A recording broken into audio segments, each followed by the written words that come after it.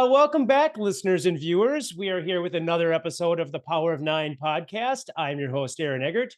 Today's guest has taken a career that has blended wellness and entrepreneurship, guiding founders to achieve breakthrough growth. We are going to dive into all this and the journey of my friend, Mike Jones. Mike, welcome to the show. Thanks, Aaron. Glad to be here. Yeah, long man. Long last and long time no see. I just saw you this morning. We kicked off a C9 Well event this morning on meditation. That was so good. We were just talking about how it took me a little bit to get my shit together after that session, and then going into my next meeting. I had to catch my breath a little bit, but like in more of like a mental sense. I don't know. And you said a little bit of the same thing. Like, we're going to dive into all sorts of stuff, but like, I'm glad I got that out of my system so I can bring a little bit of energy to the show here with you. Yeah, exact. We were just sharing. I had the exact same experience, really amazing mindfulness session. And by the time I got to my next location, my session room, I had to just sit in my car for about 15 minutes with my eyes closed Right. I don't know what, yeah, I didn't need a nap. I just needed to like collect myself to be ready for the next thing. So now seems like we fully transitioned. So we're ready. I do feel good about everything. I'm ready to go. I'm ready. I'm bringing the energy for you. Yeah. So, hey, we're going to get into all the stuff that you're doing now, but, I want to talk a little bit about your journey. And you're an East Coast guy. But I never really got that vibe. So I think that you've lived here long enough now to where you've stripped all the East Coast stuff off you. Where were you born and where were you raised? I was born and raised in Springfield, Virginia. My family's a big Marine family. My grandfather was a famous general, and my dad was a career Marine officer. And so we moved all over the place leading up to kindergarten. And then I stayed in Springfield, Virginia growing up. And so both of my parents are from the Midwest. So I think there's a lot of that Midwestern sensibility that I have. Yeah. And I grew up in Virginia, which isn't Northern Virginia is just a suburb of DC, very like military government family based area. So nobody was really from there. So yeah, I actually probably consider myself Midwestern at this point, a Minnesotan. My kids are Minnesotan. So that's me. So when you say that your grandpa was a famous general, I'm using air quotes here for people that are listening. The term famous is a relative term. Is there anything that he's famous for? And can you paint me a little picture on that? Yeah, famous is obviously relative. There's only a couple generals that are like known by everyone throughout history. He's not one of those, but he was very highly decorated. He won the Navy Cross in World War II, which is the medal right below the Medal of Honor. And he also won the Silver Star. And he was the commanding general of all Marines in Vietnam. And yeah, just did a lot of amazing things. Very cool guy. I think we could probably do a podcast on that too. At some point, right? If this was a history podcast, we could do that. We'll go a little different path here. We'll go down your history. So were you a good kid growing up, like growing up in a military family? I think Minnesota is not a very military driven state, right? Like I think South Dakota is probably more military driven just because of the Air Force bases and stuff like that that's out there. But were you on the good kid side of that aspect, or were you a little bit of a troublemaker and you need the military to straighten you out? I was on the good kid side. I mean, I ran with a lot of different types of people, some kids that were a little more troubled, but I was on the good kid side. My parents got divorced. I lived with my mom. My dad was a weekend dad who was around all the time. And I did well in school, didn't have any trouble. I was an athlete, so I was super busy with sports. I played 2 sports through high school. So I was on the good kid side. But we did a lot of bad things. I just didn't get in trouble. There you go. I think we all did a little bit of that. Hopefully it wasn't too bad. How old were you when your parents divorced? I was in 2nd grade. They got divorced. Oh, okay. My dad he wanted to be a general as well. And him and my mom started breaking up and got their separation right at the time he was supposed to get a command in Hawaii. So we were supposed to move to Hawaii, and he passed it up so he could stay near us. And so that kept him from getting promoted. And that, we stayed there ever since. So yeah, that was obviously parents getting divorced is a very important thing for kids. So that was very, very substantial for me. Yeah. Do you have any siblings? I have 3 brothers. So it's all boys? All boys, the fearsome foursome. Wow. It sounds like a fearsome foursome. Where do you fall in that four boy dynamic? I'm third of 4. So I've got 2 older brothers, one who lives in Maryland, one who lives in Charlotte, and then a younger brother who lives in Virginia. So we're all very close. We're all dealing. My mother is not very healthy, so they're close to her. They're very active right now in getting her transition to a assisted living. So that's big right now. Yeah. And is your dad around or no longer with us? Yeah, he's very healthy. He lives in Maryland. Okay, He's doing great. He got remarried, has a fun wife, and they travel all the time, all over the world. So he's got a good thing going. Cool. Talk to me a little bit about the sports that you were into. Were you good? I was pretty good. I was good at lacrosse. I played lacrosse and basketball. I loved basketball the most. I didn't have any talent to do anything beyond playing high school, but I was on a pretty good high school team in the Northern Virginia area. Made varsity my sophomore year and had a pretty good solid run. We made the regional finals or semifinals my junior and senior year. So it was a really solid. Basketball was the biggest sport in my school. It was fun. In lacrosse, I was better. It's obviously less competitive of a sport, but I was better at lacrosse. So I got recruited to play in college and went and played Division III lacrosse. So I was a mediocre Division III lacrosse player. I got into the Naval Academy, which is a really good lacrosse team, but I chose not to go there. So playing lacrosse in college was very high time commitment. Yep. And really, kind of immersive experience. It was awesome. But yeah, I did not excel that much. I was kind of like second string my whole 4 years of college. Why do you think that it took the Midwest so long to catch up to the rest of the United States on lacrosse? Like you recognize like this has just become a thing in what it seems like the last 10, maybe 15 years. But like I feel like we're really slow to that. Why is lacrosse so popular everywhere else except I'm talking about like the upper Midwest, like Minnesota and areas around here? Because of hockey or what? Probably hockey. Hockey's big. Yeah, hockey's a big factor, I think. Yeah. Probably the weather, I would guess. The weather probably has something to do with it, where it's just harder to get space in the spring to do it because it has to be indoor for lacrosse, but it's meant to be an outdoor sport. Midwest is behind the coast on everything, it seems, by X number of years. Good question, though. I think it is picking up around here, right? Totally. I'm not involved, but I think it's getting pretty big around upper Midwest. I mean, I don't have kids or anything, but all my friends that do have kids that are, if they're not hockey players, they're definitely playing lacrosse. And a lot of them play both because I think lacrosse kind of falls in a different time. I think it plays the same time as baseball, I want to say. So kids that play football also play hockey, and then they can choose to play lacrosse, baseball, or run track. I think that's how we do it around here. Yeah. And obviously we can all agree baseball is super boring. So why wouldn't they play lacrosse? No, I'm just kidding. I like baseball.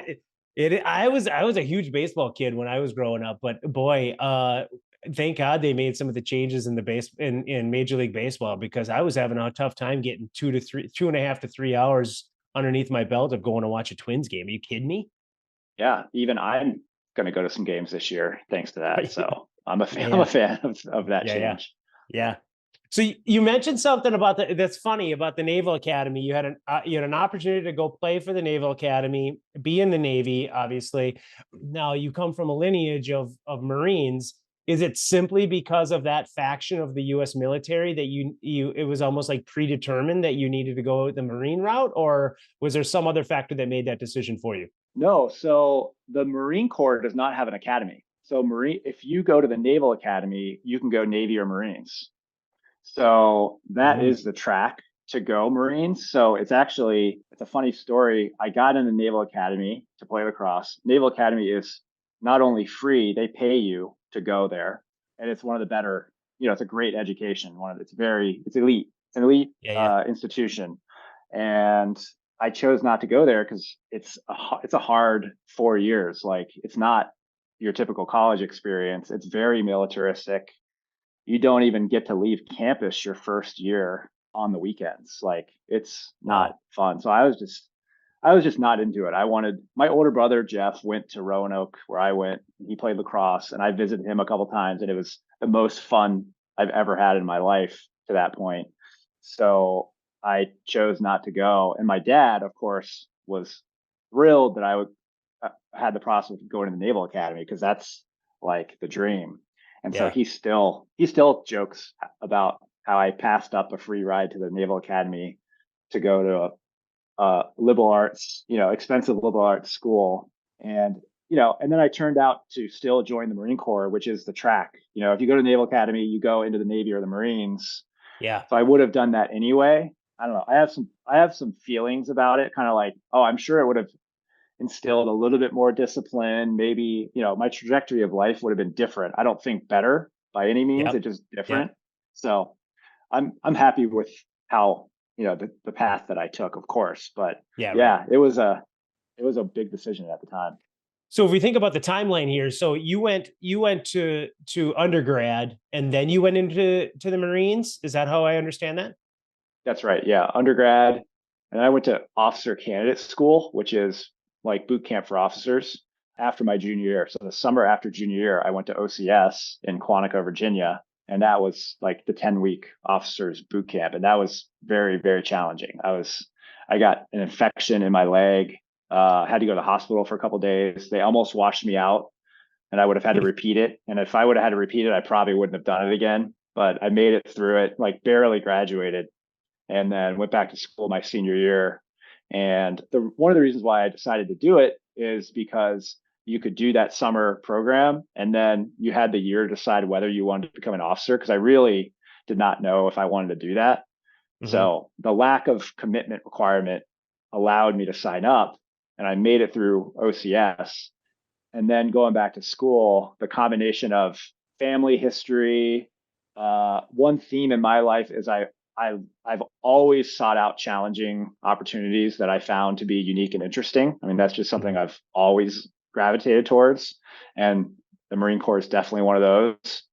And then also, like, my older brother, everybody that played lacrosse, all went into banking, and I definitely did not want to go into banking. And so, Yeah. like, Yeah. it was like I didn't know what I wanted to do, so I said, I guess I'll do this for 4 years, and signed up. Yeah. Yeah. Is it so there's some flexibility in that if you're going to go to for officer training, and like is I'm just so naive when it comes to the military, man. Like it just I feel like I'm in it's like a whole nother world for me, like this naive world that I live in. So you go to your undergrad, and in between, so I'm just trying to understand this timeline. So then that summer of between your junior and senior year, you go to officer training. Is that right? Yep, that's right. Then you get your summer, then you get your senior year in, and then you go in the military. Yeah, and there's multiple avenues. So some people graduate college and then go to officer candidate school, and then right when they graduate officer candidate school, become an officer and go to training. Some people Yeah. do ROTC. There's multiple avenues, but if you're going to be an officer, it's you finish your degree and then go to whatever their training, filtering school is, and then you go to the general officer school. So the Marine Corps is Naval Academy or OCS. Everything goes through OCS in Gotcha. some capacity. And then all officers go to the basic school. And at the basic school, everyone does 6 months of the same training. And Mm-hmm. get your specialty, and you go to your specialty school, which I was infantry. And then you go to a unit and go and become an operating officer. And so I thought I was going to be a peacetime Marine, because I graduated in May of 2001 and got commissioned and was getting ready to go to the basic school. And 9/11 happened while Mm-hmm. I was working at a recruiting station and going to Georgetown to do like a recruiting event while I was Yeah. waiting to go to the basic school. And we stopped on the Key Bridge at like 9 in the morning and looked behind us and we saw the smoke of the Pentagon. And so we went home and, we all went to the basic school. All the instructors were peacetime Marines who had never been to combat. And they were like, you guys are probably going to go to combat, so you should probably take this seriously. And we did. We did a year of training, and I went to my unit after 9 months of training. Went to my unit, went to mountain training in the winter of 2002, and then over the holidays we got called in early, got on ships, and a couple months later we were crossing over into Iraq to invade the country. So Holy. yeah, we were the start of the wartime military that continues to be a wartime military. Yeah, right. Because Yeah. the war never ended. Right. Yeah. It's still live. So how many tours did you do?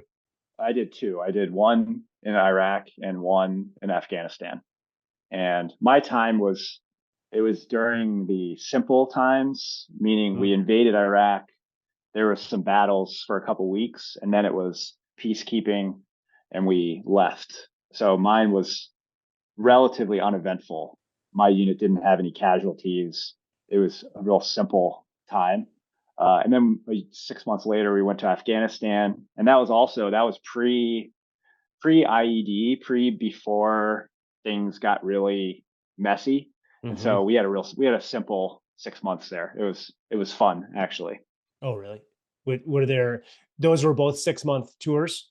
Yeah, 6 months. Yeah, we even did 6 month tours. And after we left, within a year, they expanded it all to year-long tours. Things changed pretty rapidly. And then was that when you did your tours, when you got back from your second tour, was that it just was like, all right, I'm when my time is done here, my time is done here? Yeah, I had a 4-year commitment. So it was really only 3 years in a unit, 4 minus a year of training. And I always thought I would get out after my initial commitment, and I never had a second of consideration for staying in longer. So yeah, it was just, we got back from our deployment. I really had like 9 months where I just kind of sat around and helped out on some ranges, like firing ranges, just to fill time. And then I got out and went to business school. What was the first thing you did when you were released from the military? What did you anything significant? Anything you can talk about? I don't think I would say it's hard. It's a long time ago now. I would say probably not, because when I returned home, I guess maybe it would be a better question, like, what's the first thing you did when you returned home from deployment? Because that's a huge change. But the time, like, get home from deployment, I was an officer. I lived at the beach for 9 months, so I was just hanging out. I had to show up to the base for work, but it wasn't. I was like a normal. I was in the military, but I wasn't doing much. So I had plenty of transition to just feel like I was living my normal life. But what I did do is I was applying to business school. So I was pretty busy with that process. Anyone who's done business school applications, or law school, it's pretty comprehensive. So I was doing that while I was working, and I was very anxious to figure out the next phase of my career. So I was pretty career focused at that time, I would say. Was it entrepreneurial? Obviously everything that you've done around here anyway has been entrepreneurially focused. And was that the plan at that time, or was it just more like you want to get some reps in on the business side and get the formal education under your belt and see where it's going to take you? It was not entrepreneurial at all. I had no entrepreneurial aspirations. I mean, I maybe thought in the back of my head, maybe that would be something, but really it was, I'm going to be a corporate executive type. I'm going to be a CEO is kind of what I was thinking. And so it was, I just want to go as fast as I can and figure out how to get the best job I can get, is what I was thinking. So looking back, obviously we don't really want to change anything in our past, but if I would have known that I was going to end up being an entrepreneur, would I have done the same things? I have no idea. That's hard to say.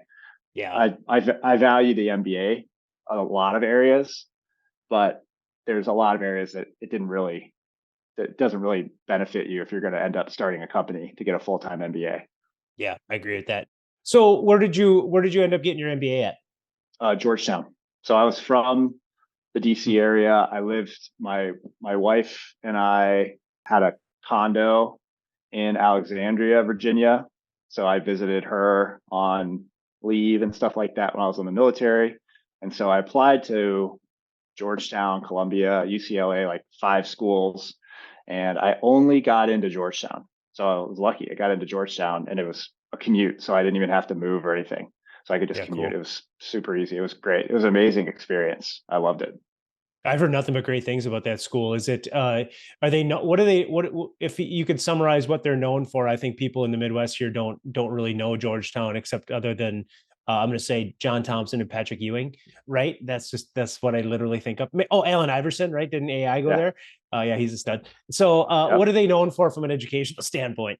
Their School of Foreign Service is like one of the best in the world. Their law school is top notch. I think overall, their undergrad is really high end.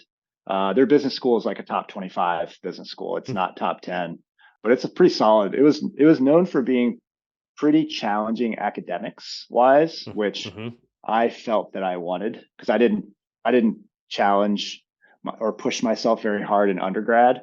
So I really actually was like, I don't know anything about business. So I want to learn a lot. So that was attractive to me.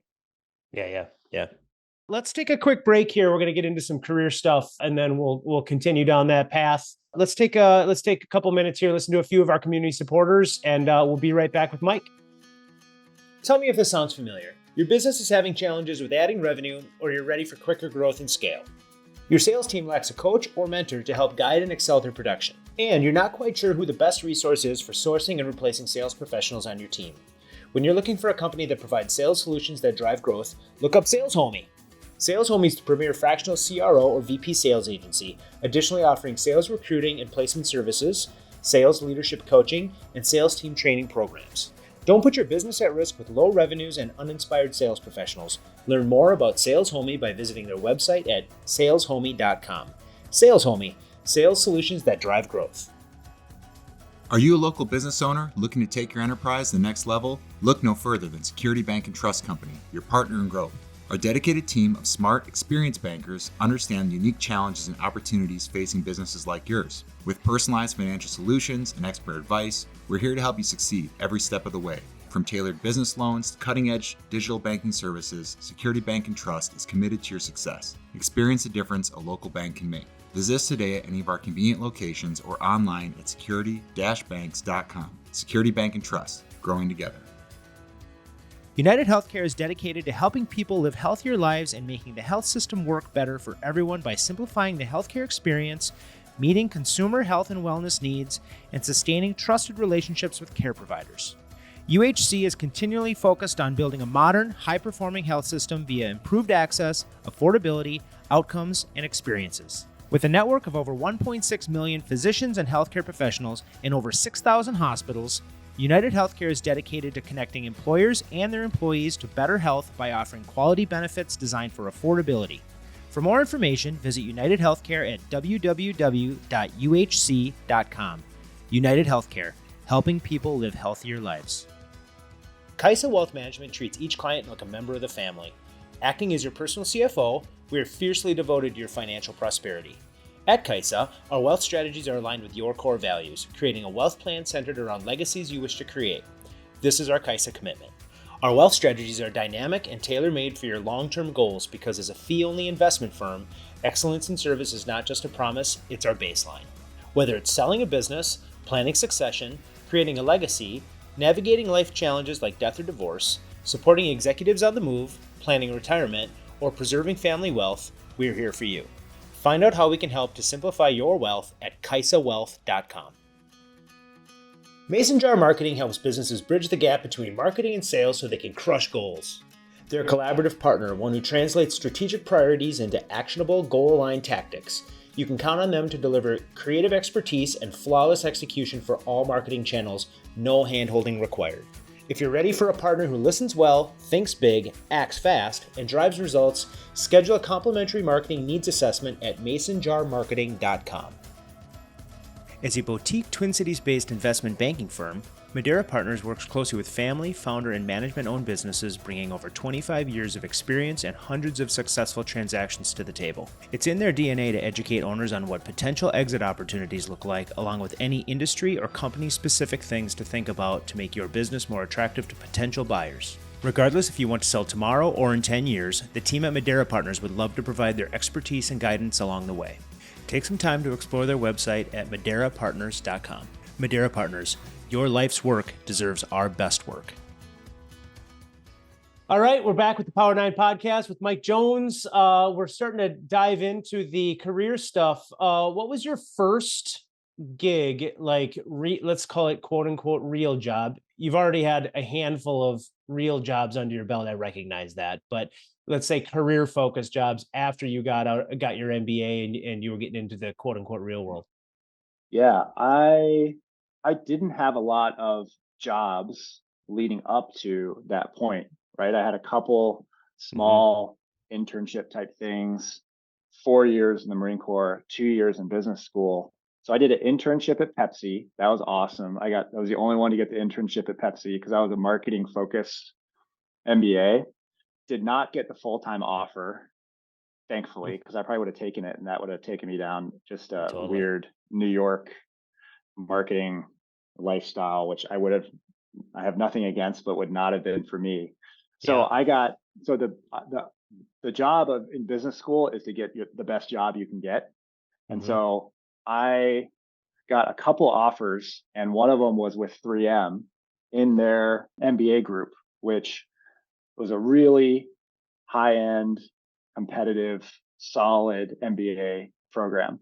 And so I got one of the two offers from Georgetown, me and a guy named Chris Langlois, and we went to 3M and joined their group. So it was call it a rotational program, but it was actually consulting structured. So we had 3 to 4 projects at a time with different divisions, and we did marketing strategy projects, market assessments for divisions that were trying to go into new lines of business. Mostly marketing strategy was like the general gist of it. And I immediately leaned towards the consumer side of things. I think it always just felt natural to me to go towards consumer. And so I did a lot of projects with their home care division, office supply division, which is like Scotch-Brite, scrub sponge, cleaning products, stuff like that. Yeah. And I spent 2.5 years in the MBA group, and then ultimately got a job in the home care division and spent a year in the home care division. And so that was my corporate experience, 3.5 years at 3M. And was that ultimately what brought you to Minnesota? Yeah. That we moved, me and Andrea's my ex-wife, we moved to Minnesota just for that job. And so, I did the interviews on campus. Steve Winfeld was this dude who did the 3M presentation, and he said that Minnesota has more days of sun than California, which I'm sure is a flat out lie. That is a flat out lie. That's a flat out lie. Like Minnesota I love it, but it is not a particularly sunny place.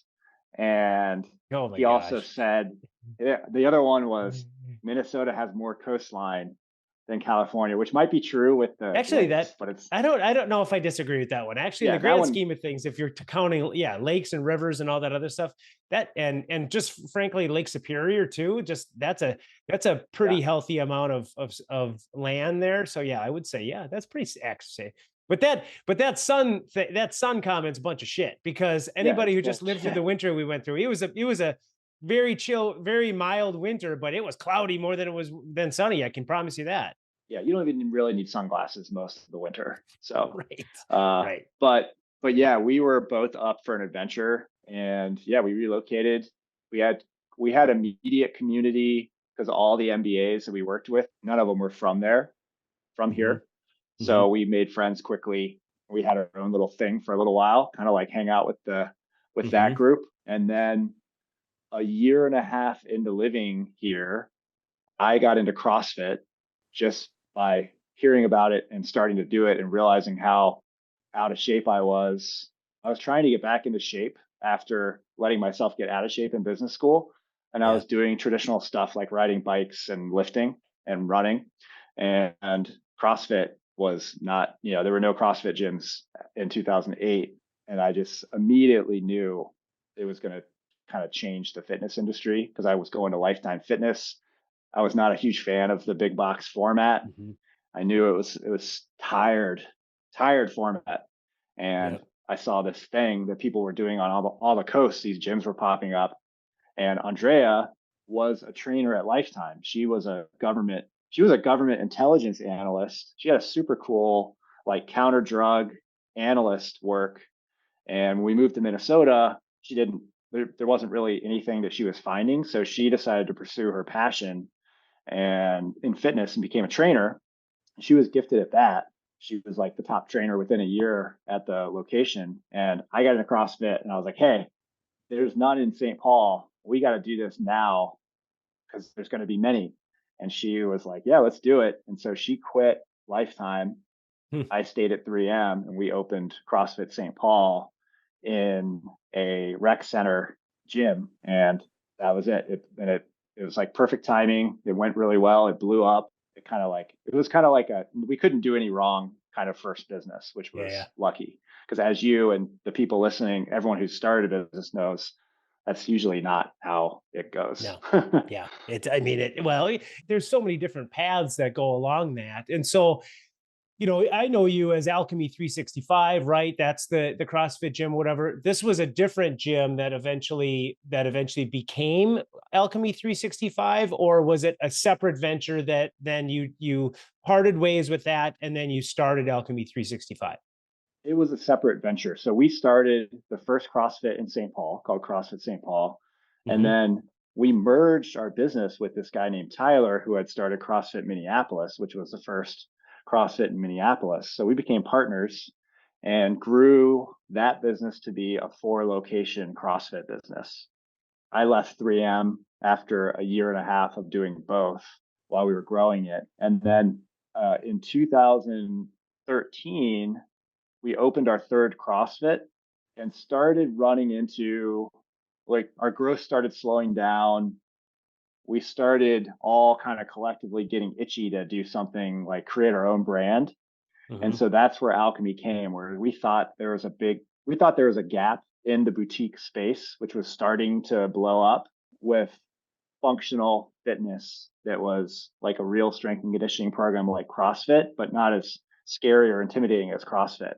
And so that it was kind of like the gap between core power yoga, which was Yeah. just yoga, and CrossFit, which was really extreme. And that's what Alchemy is. It's a high intensity strength and conditioning class with yoga on either end. And it kind of gets rid of a little bit of the high risk, scary parts of CrossFit, but it's very much an evolution. So we launched Alchemy in 2015 and had really good initial success, grew pretty fast, and phased out of operating our CrossFit business over the course of 2 or 3 years. And then we sold the CrossFit business in 2018 so that we could go all in on Alchemy. And so that's the evolution of the businesses. And so CrossFit business is still thriving. I still go to CrossFit St. Paul under new ownership. So Mm-hmm. that's something that I'm very proud of. The community is still intact. It's Mm-hmm. still a really solid, successful business. And I get to go as an attendee. And Alchemy is doing well as well. We're coming up on 10 years after initial Mm-hmm. launch. Yeah, that's sweet. How many locations does Alchemy have now? It has 8, 8 total? 4 in the Twin Cities and 4 in Denver. That's And right. Yeah. it was really fast growth. So we were in the Inc. 5000. We were number 5 in the Twin Cities Fast 50, like Mm-hmm. super fast growth. And then COVID put everything on pause. Mm-hmm. We were just bare bones survival for a couple years. And now in early 2024, it's finally consistently profitable with lease agreements signed with landlords and some positive growth trajectory that we're working on. But we still don't really have a really clearly articulated long-term growth plan. because it's been multiple years of just surviving. Yeah. Yeah. Do you there was an inflection point that happened for you that you chose to kind of go out of the CEO role and just take an ownership role. What precipitated that? Was that COVID and the things that were happening there and then and another business opportunity, or was something else that drove that? That was mostly COVID. Yeah, that Yep. was, we had the initial shutdowns in 2020, which everyone remembers. Everything got shut down for Yep. 2 weeks, and then it ended up being 3 months, right? Craziness. It Yep. was a wild time. Then we reopened, and for the summer of 2020 through mid-November, we had this limp along reopening where we had to have like, big spaced out. We could only fit like 12 people in the classroom, and most Right. people didn't come back to begin with. And so we just kind of like limped along. We launched an online business which was very successful from a user standpoint. It didn't really replace the revenues or anything like that, but it was Yeah. good from a brand and like retention standpoint. And we kind of started, operating again, and we were doing what we could. But in the fall, it started to become clear that it was going to be a bad winter, and it was likely there was going to be another round of lockdowns. And so I didn't lay anybody off in the summer. We had a bunch of part-time people. We had 100 employees, 24 of which were full-time, the rest were part-time. So when we shut down initially, all the part-time hourly people, they obviously didn't get paid. There was no hours for them. So they were gone. We didn't lay any of our full-time team off. We tried to figure out how to keep them on board. And so when we opened up again, we staffed only with our full-time staff, and that's how we operated. But going into the second round of lockdowns, then we had to think, oh, this might last for another year, which was Hmm. hard to wrap your head around at the time. Like, it was always kind of like that. We're going to just do this for 2 weeks.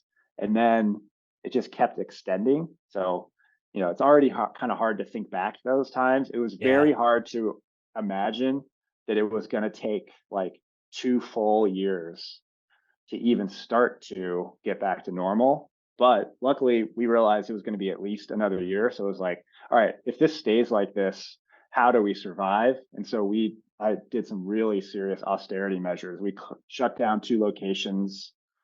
I laid off some staff, which was very painful.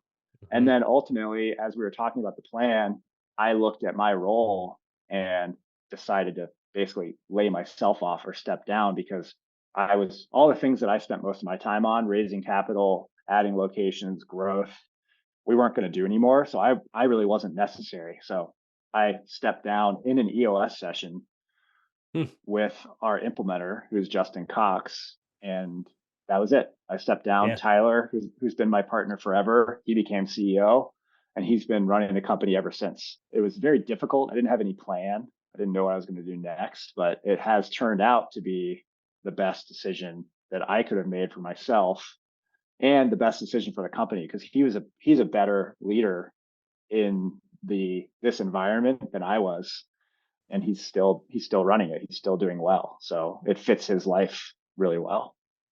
You also started a business during COVID that I think is friggin' genius. I mean, it was a short-lived business, but sometimes you got to make hay while the sun is shining, especially in Minnesota because the sun shines not as often as the guy from the East Coast says it does. So, tell me a little bit about that business. Yeah, I stepped down. I had no plan whatsoever. I thought about becoming an implementer for EOS, Hmm. because Yep. we implemented EOS when we were launching Alchemy. So I have been an operator of EOS companies for 10 years now. So I thought about that, but I wasn't ready to commit. And Justin and all the smart implementers I know said, don't do it unless you're ready to go all in. And so I was trying to figure out what I wanted to do. And a good friend of mine who I've known, who his wife and I worked together at 3M, he called me, and he had a flu shot business for company sites. And he had started pivoting to COVID testing. And then he was just starting in January of 2021. he had just started getting some of the state vaccine contracts to administer the vaccines. So his business was blowing up, and he got the airport, the MAC, the Metropolitan Airport Council. They liked him, and he was doing projects with them, and they asked him if he wanted to launch a rapid COVID test business there because they needed it for international travel. And he said yes. And he called me and was like, "Hey, can you do it? Because I don't know how to do retail, or I don't have the time or energy." And I was like, "Yeah, I'll do it." And so we thought it was going to be a 6-month opportunity because, again, we didn't know how long COVID was going to last. Yeah. And we pitched the airport. Like a week later, they selected us. And I would say, I think about a month after that, we were open in the main terminal at the airport in the Skyway. I was in there in a suit. I bought some suits because the airport people wore suits. And I ran, I had like 3 nurses that I stole from another site, and we were up and running. And it was slow at first because there wasn't a lot of international travel. But by the time Memorial Day came around, a couple of international flights had started. We worked out some kinks. We added the right testing. We moved to a better location. And by the time summer came around, it was like 100, then 200 tests per day. Then by the winter of 21, it was like 300, 400 tests per day. It was mayhem. It was the most profitable 18-month business you could possibly imagine. Yeah. That's not, I mean, I remember hearing that story from you, and that just boggles my mind. And, so that was a nice little opportunity to make some extra income, right? Have a nice business that's going to keep things flowing and stuff. But I also think, I'm going to tee up your EOS business now, because I think through like all of this journey of like the military background. So there's the discipline in that, and the leadership that comes through being in the military, and then the work that you've done and the way that you've challenged yourself through trying to put yourself through different experiences that a typical person would maybe choose not to do. You've got the corporate experience, you've got the startup experience, you've got the capitalizing on an opportunity like a lot of people did not thrive during COVID. Well, this is a great opportunity to thrive during COVID. And all of that informs the work that you do now in helping guide entrepreneurs and leaders to find their next level of growth. When was it where it was just abundantly clear that you needed to go down this EOS path finally? Yeah, it is the case that taking the leap to become an implementer is kind of a culmination of all the things that I've experienced and challenges I've sought out and risks that I've taken. So I think for me, it was, I had the COVID test business allowed me time to not freak out. I was making a lot of money for the first time, really. I was making a lot of money, and I had a little bit of runway, so I didn't need to rush into anything. And I was able to really evaluate what I wanted to do. And, my previous background was starting companies. And so, you can do anything, but of course we can't do anything. We have a pool of opportunities based on our past and what we're willing to undergo.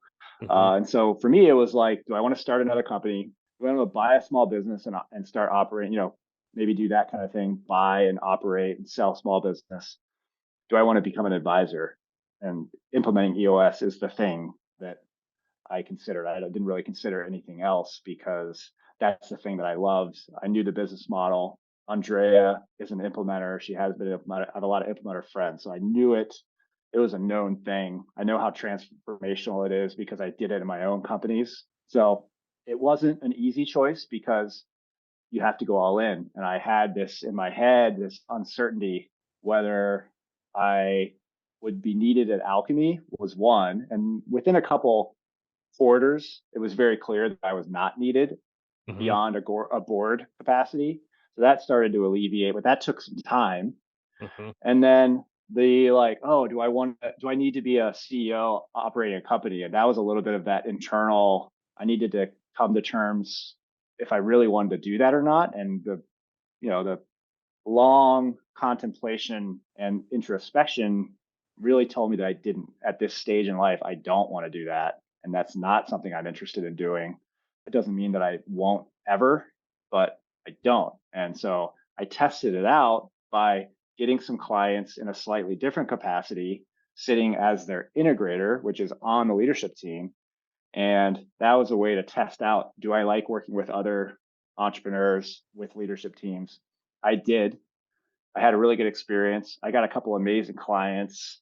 And then from that point on, it was just a matter of what's the right long-term plan. And becoming an implementer for me was. And so I took the leap and here I am. And I don't think it's any surprise that, so I'm not going to go into the EOS story. I'm going to, that maybe we'll have Gino on someday and he can tell that story. I want to tell your story. So everybody knows what EOS is, especially in the Twin Cities. We know that there's an abundance of EOS implementers, but I feel strongly that, the individual is the person you're choosing and the system just happens to go along with it. Before we transition into 9 questions and take a quick little break here, what do you think is your EOS superpower? Like, why do your clients love working with you, and why do you think that they selected you as their implementer? Yeah, that's an important question because there are a lot of implementers. There are probably not enough implementers to satisfy the need out there, but that doesn't mean that every implementer has a full practice because, like anything, it's a matter of building a referral base, doing good work, all that stuff. And so for me, I think a couple things are my secret sauce, so to speak, because like you said, the tools are like 15% of what we offer.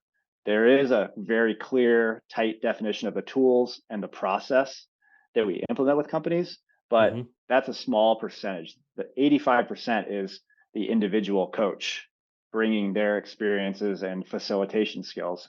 And so mine at this point today, I would say mine are, one is the empathy and ability to be in the shoes of the entrepreneur, because I really have been in most of the situations that leadership teams are in with my own companies. I have a really good diversity of experience, and I've done all these things and I've made all the mistakes they're making. So that empathy is one. And then the other that I like to lean in on, and I plan on further leaning in, is I like to think about the whole person as we're developing ourselves, where these tools are great and leadership teams can totally transform if they follow them, but they can be limited by the growth of the individuals on the team. So I like to lean into that side, the wellness side, the mindset side. That's where you'll see in a lot of my content writing, I focus on that. Coming from a fitness wellness background, I gravitate towards that. So I would say those are the two areas that I lean into the most. Knowing you, I would agree with both of those things.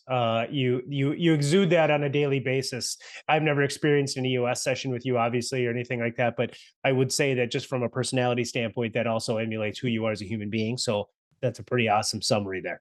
That's good to hear. Yeah. Before we take a quick break, tell me about your current, your family dynamics. I got that. I'm looking around in your background and I see a high chair.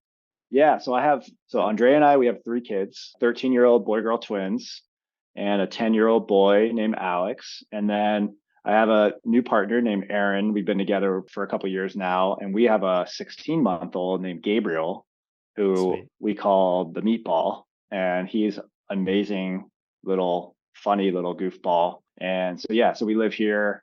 The older kids are 50-50 between me and Andrea. And so she lives 2 streets north in St. Paul, and the kids' school is in between, so they can walk everywhere. So we have a really good setup, and the kids are thriving. We're in all the activities stage of life, so that's pretty hectic. Yeah. And having a 1-year-old is fun. Sweet. All right, that's good. We want to get that under our belts. And so let's take a quick break here. Let's listen to a handful more of our community supporters. We're going to then come back and we're going to do quick fire style, because this has turned out to be kind of a long episode, which is good because you had a lot of really good stories and stuff. So I love this. So let's take a couple minutes, listen to some of our community supporters, and we'll be right back with Mike. Every year brings new challenges for Minnesota business leaders, and USI Insurance is here to take the pressure off of the employee benefits decision. Having a local presence with national resources, USI combines a client-centric culture with leading-edge technical resources so you can make an informed decision on your benefits investment. The USI team has been deeply committed to investing into our local communities and utilizes their expertise to provide solutions you can count on to protect your greatest asset, your employees. USI has been partnering with Twin Cities businesses for decades, and they would welcome the opportunity to do the same for you. Visit USI.com to learn how USI's approach to risk management and employee benefits delivers customized, actionable solutions with bottom-line impact. When you think of a typical CPA firm, you probably think of tax planning. Well, that just scratches the surface of what Boulay offers their clients. By providing smart, in-depth thinking from experts in accounting, audit, tax, and business consulting, they know what it takes to achieve financial success. Whether it's protecting your business, building your wealth, or securing your future, you can count on Boulay to go beyond addressing just financial matters and providing you with tailor-made, workable solutions. Learn about all they have to offer at BoulayGroup.com. Boulay, helping you get there. Regardless if you're a startup just figuring things out or a medium-sized organization with a full team, having a legal partner by your side is crucial. Seiler Law is fiercely loyal to their clients and are passionate about removing headaches and roadblocks that can pop up during the growth of your business. Whether you need general outside counsel, are planning a business transaction, or even need someone to guide you through the estate planning process, the team at Seiler Law are the advocates for you. Visit SeilerLaw.com to learn more. Seiler Law, where experience meets pragmatism. Verseek Search and Consulting is thrilled to support Coalition9 for an exciting year ahead. Verseek is a Minnesota-based, high-performance recruiting firm that specializes in interim solutions, direct hire, and executive leadership search. Our team of experienced professionals and seasoned leaders across various areas of expertise and industries have been in your shoes. Your company's success hinges on the capacity of your people, and few areas of your business are more critical than your finance and accounting team. You need talent who can move the needle while winning the trust of leaders and stakeholders in your organization. Your people make it possible. Verseek can help connect you with the talented candidates within finance and accounting for consulting or direct hire needs, as well as within other industry areas in executive search, direct hire, and interim solutions. People are the ultimate business advantage. Find your people together with Verseek and make the best possible for your business. Learn more by visiting Verseek.com and by following Verseek on LinkedIn. United Healthcare is dedicated to helping people live healthier lives and making the health system work better for everyone by simplifying the healthcare experience, meeting consumer health and wellness needs, and sustaining trusted relationships with care providers. UHC is continually focused on building a modern, high-performing health system via improved access, affordability, outcomes, and experiences. With a network of over 1.6 million physicians and healthcare professionals in over 6,000 hospitals, United Healthcare is dedicated to connecting employers and their employees to better health by offering quality benefits designed for affordability. For more information, visit United Healthcare at www.uhc.com. United Healthcare, helping people live healthier lives. In addition to our amazing prospering and thriving level supporters, we want to shine a spotlight on our equally amazing evolving level supporters. Alliant Insurance Services, Bauer Design Build, Beyond Design Resource Group, Entrabank, Fluid Interiors, and Modern Foundation. All of the Coalition 9 community supporters can be found at coalition9.com/community-supporters. All right, we're back with Mike Jones. We're going to dive into 9 questions. Mike, let's do this quick fire style to make sure that we keep our listeners awake. And I got some good ones locked and loaded for you. So we're gonna keep them on their toes. Can you confirm to me you have no idea what I'm about to ask you? I do not. I'm actually, my wheels are spinning thinking, shit, should I know the 9 questions? Nope. Good. Okay. All right. What is one guilty pleasure that you indulge in? Ice cream is boring. That's very boring. What else? I mean, I guess pizza with the kids. Okay. For sure. I try to avoid, but that's guilty. All right. Fair. I love pizza too, and I love ice cream. And they are boring, but they're not in the same sense. No, they're not. If you could give a TED talk on anything except something related to your career, what would it be? I would do a TED talk, and maybe hopefully will do one at some point, on rebuilding your psyche after having difficult times in life where things feel like they're falling apart. If we could do a whole nother episode on that too. Yeah. Ah, that's good. Yep. You'd be a good guy to do that. What is one thing that immediately brightens your day? Going for a walk, always. Attaboy. What is the first album you ever purchased on your own? Almost positive it was the Nine Inch Nails, the famous Oh, 90s Closer. Is it Closer? Closer, maybe that's a song, but That's a the song, album but has that. it's got the cream colored front, and Yeah. you know what I'm talking about, right? I used to have Yeah, that album that was too. it. Yeah, That was the yeah. first one. That's a badass album. What is one quality in a person that impresses you? Ability to be vulnerable in a productive and conversational way. Sweet. What is one thing on your bucket list? Egypt. Go to Egypt. That's Hmm. definitely on my list. That was just talked about this morning. You should you need to sign up for that one. One sounded like a badass yoga retreat. That one sounds amazing. Yeah. What was your favorite cartoon or TV show as a child? I love DuckTales, the cartoon Mhm. DuckTales. I love Transformers. Mm. And then favorite TV show, I don't think it was my favorite, but the first one that comes to mind is Wonder Years. That's That was good. good. I used to like Wonder Years. Yeah. Yeah. That's good. Would you rather have a cook or a cleaning person? Cleaning person. I like to cook. You like to cook? Does Erin cook in your household?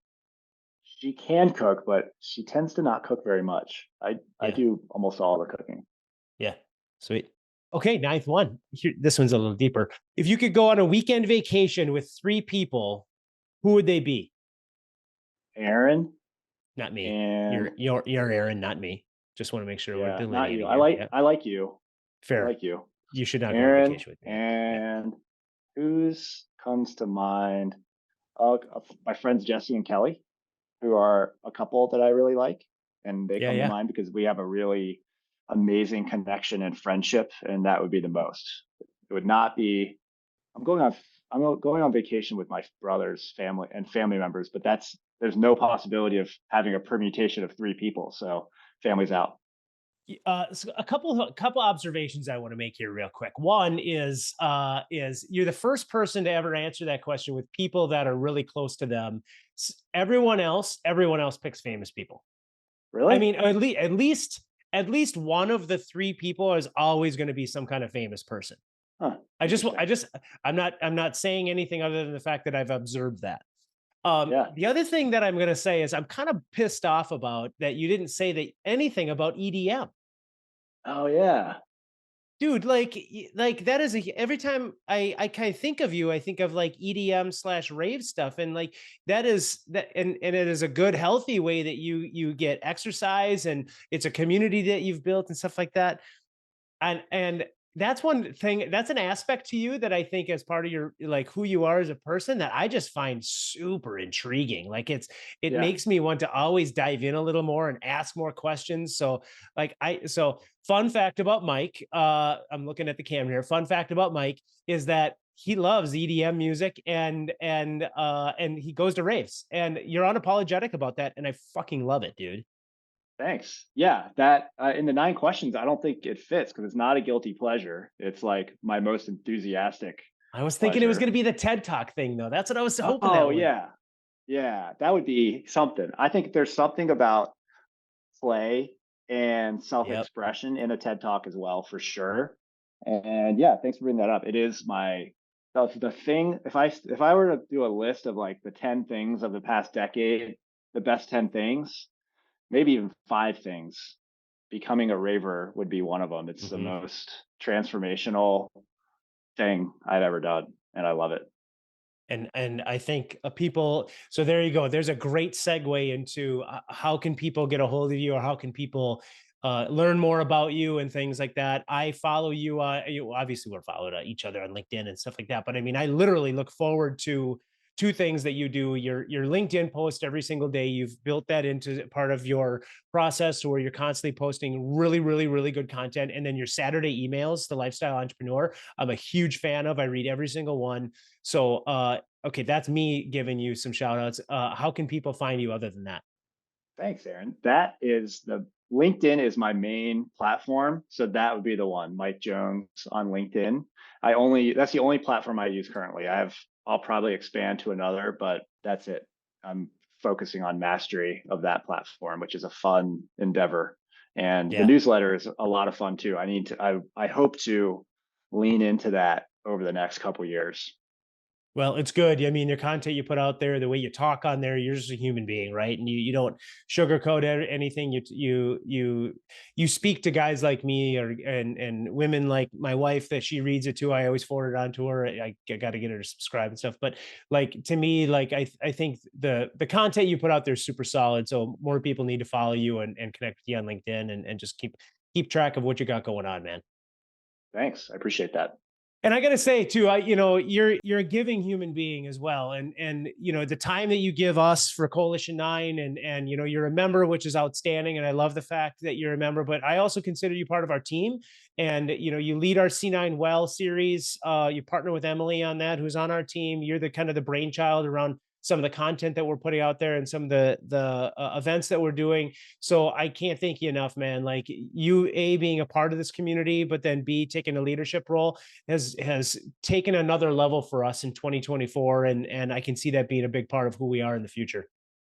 Awesome. Yeah. Thank you. It's been amazing so far to be able to partner with you and brainstorm, spitball ideas together and see how we can keep adding value and build the community. It's an awesome one. I'm really happy to be part of. All right. So if anybody's thinking about, if you don't know, if you know what EOS is, but you want to dive into it a little bit deeper, I implore you to go and reach out to Mike and dive into that a little bit more. Follow some of his stuff. If you have no idea what EOS is and you just think it's a weird acronym and you want to dive in more, obviously Mike's a great point of reference for that. So my ask to you is reach out, follow Mike, get to know him a little bit. You won't be sorry. I'm a huge fan and I'm proud to call him a friend. On behalf of Mike, this has been the Power of Nine podcast. I'm your host, Aaron Eggert. I want to thank you for the privilege of your time.